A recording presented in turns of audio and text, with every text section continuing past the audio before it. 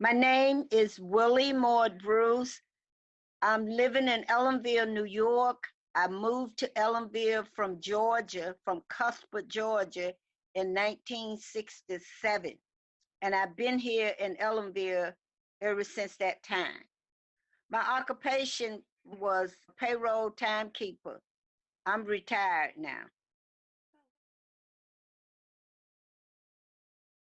I had a good school life. I had good teachers. I had good friends there. And I was an athlete in school. I played basketball. I played softball. I ran track. So I had a good school life.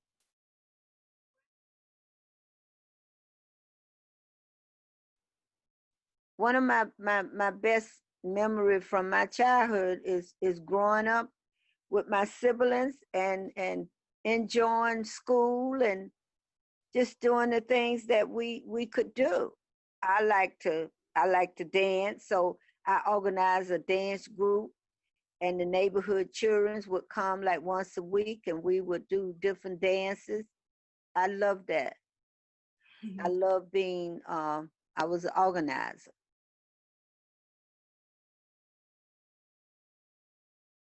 I wanted to be a school teacher. I didn't become a school teacher. When I came to New York, I went into bookkeeping and accounting. Peoples, I love people. So in order to be a school teacher, or whatever your career was, you should be a person that loved peoples. Well, some of my teachers was my role model.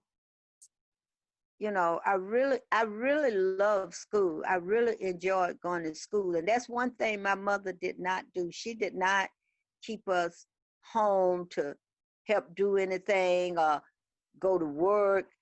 She really, we had to go to school. And I enjoyed going to school. I went to church and I went to Sunday school. And I learned a lot about the Bible and Bible stories in Sunday school, because we was taught that Sunday school is the root of the church. You know, you really learn in Sunday school about the Bible.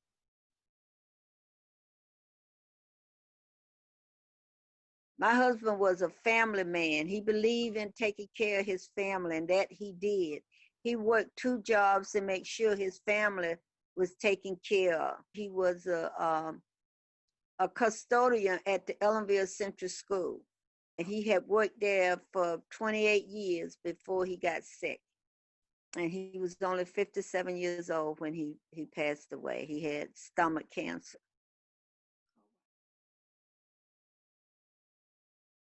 It's a special moment, you know, in your life when you're carrying a child. My Jimmy Lee Bruce Jr., the ones that deceased, he was in college. He was in college when he came home for Christmas, for the Christmas break. And him and a group of friends went to the movie to see Golden Child. And it was 2 police officers in there moonlight as security guard. And the Golden Child by Eddie Murphy was a funny movie. And the cops came over and told them in the movie that they was too loud, and they, you know, I guess that, you know how you calm down and then you get loud again because the movie get excited. So they came and told them they had to leave and escorted them out. And this particular cop followed my son out in the parking lot and put him in a chokehold and killed him. Wow. Murdered him. No, kill him. He murdered my child.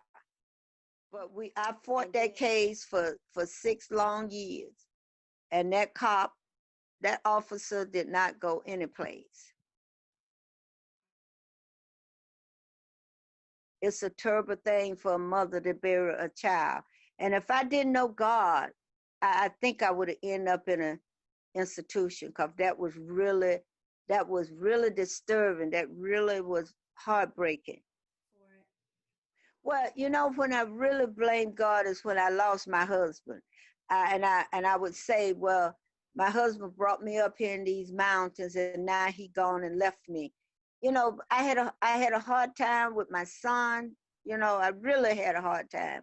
And I had a hard time when I lost my husband.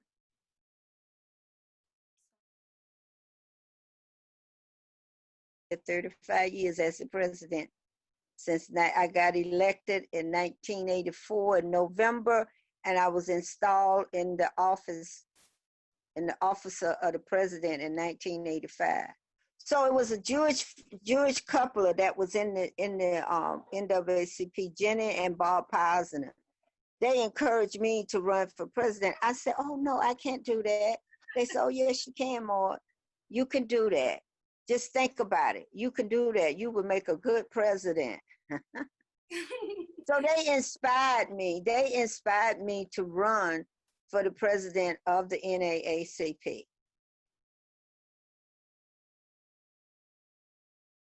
NAACP did. We promoted sensitivity training in the school, and we promoted sensitivity training for the police department. And that's what we are fighting for now, to change things, to make things better for our children and our grandchildren and our great-grandchildren, our nieces and nephews, whatever. You know, it needs, whatever happened, it needs to look like the community. After the murder of George Floyd, we can't take it no more. We done dying. We fight now for justice, for things to be better in these communities around this United States. And we've been having rallies here in Ellenville, and I'm so proud of our young people because they came forward and organized the first rally. Black Lives Matter. All lives matter. Black, white, whoever, whatever. We all should come together to change things. All lives matter. So many of our brothers and our fathers and our nephews and our daughters and nieces are getting murdered by these police officers, and they walking free and they dead.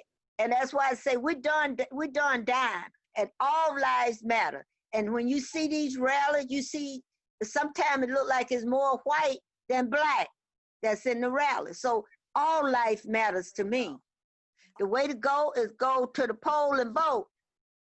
Take your soul to the poll and vote. That's the way to go.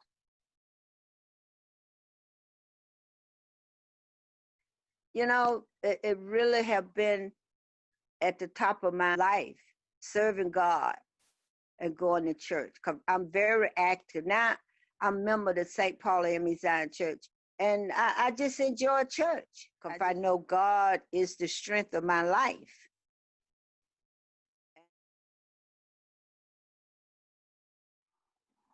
My purpose in life was to grow up, become a woman, and to become a wife, to become a mother and a grandmother, and to lead and raise them and teach them the way of life.